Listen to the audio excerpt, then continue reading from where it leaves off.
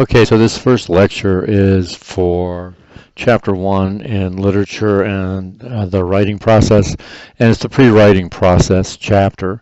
So I highly recommend reading the chapter and not just listening to this lecture, because not everything in the chapter is in this lecture. One of the things I always try to get my students to understand, and I'm not sure how successful I am at this, is that when you write, you really, prior to writing, need to consider who your audience is. Now, this is really important when you're writing about literature, because there's certain questions when you write about literature that have to be answered that may not have to be answered when writing other types of essays. So one thing, and this you would ask for all writing, is the level of education. Depending on a person's education, you can assume certain knowledge that person would have. You can also assume that you can use certain vocabulary, which is diction, and this needs to be taken into account. You wouldn't write for somebody in middle school the same way you'd write for somebody who's graduated college, or even for somebody who's a freshman in college. Now, with literature in particular, you have to consider the knowledge of the work. Are they familiar with it? And for this course, we're going to assume that your audience has read the story or the play that you're writing about. And so that way you do not have to do a lot of summarizing of the actual work, except when you're talking about a specific area that you're using to support your argument.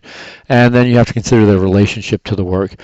And what I mean about this is that we'll be reading some older work, and so somebody, who's 18 in 2016 is not going to relate to a work written by James Joyce in 1920 as an 18-year-old who was 18 in 1926. They're living in the era that the work was actually written. So you have to consider that as well. And so what's that relationship? And then are there any attitudes towards it, depending on the content, the type of characters that are in there, that type of thing. All right, now your purpose should also be tied to your audience. And here I realize that most of you are like, well, I just need to pass this class, and my purpose is to write an essay that gets me a passing grade. All right, try not to have that attitude, however.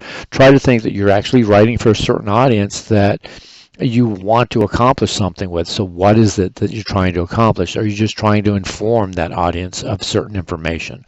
Or are you trying to show them alternative interpretations of a work so that they may choose among those? Or are you trying to persuade them that your particular interpretation is the best interpretation out of the various interpretations? In this class, what it's mostly going to be is to persuade.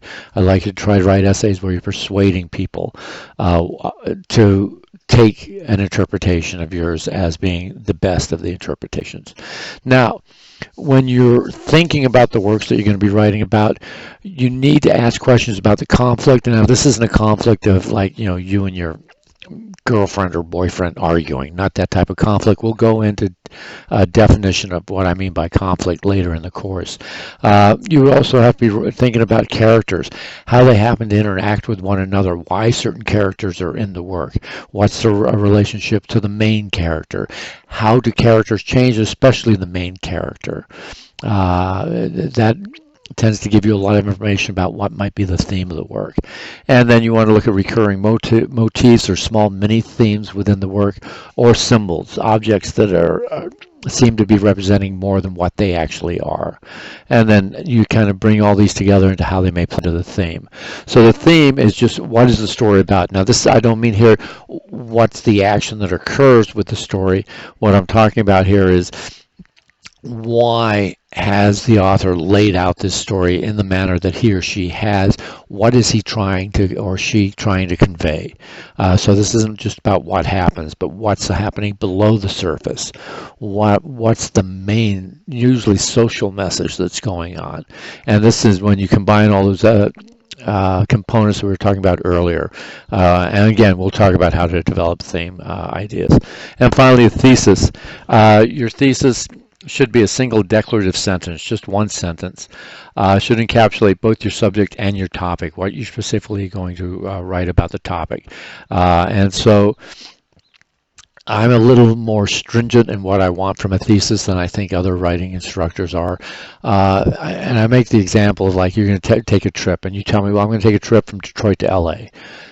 All right, so I've got an idea about what you're going to be doing, and this is how a lot of people's theses are. I want more specific theses than that. So you tell me, I'm taking a trip from Detroit, I'm going to LA, I'm going to take Highway 66, so I'm driving, and I'm going to stop in Las Vegas, lose all my money in 2 days, and then move on to LA. Now I've got a much better idea. I've got the direction that you're going, the route that you're taking, where you're going to be stopping. So the same thing, when you're writing a thesis, I want to know what the paper will be about, but I'd also like one or two of the main pieces of evidence or topics within that main subject that you're going to be discussing. All right, so there you are. There's chapter 1. There's your first lecture. Again, please go back and read the chapter. Don't just rely on these lectures, as a lot of times my lectures are having information in them that don't come from the book or doesn't come from the book, and also I leave information out that the book will cover.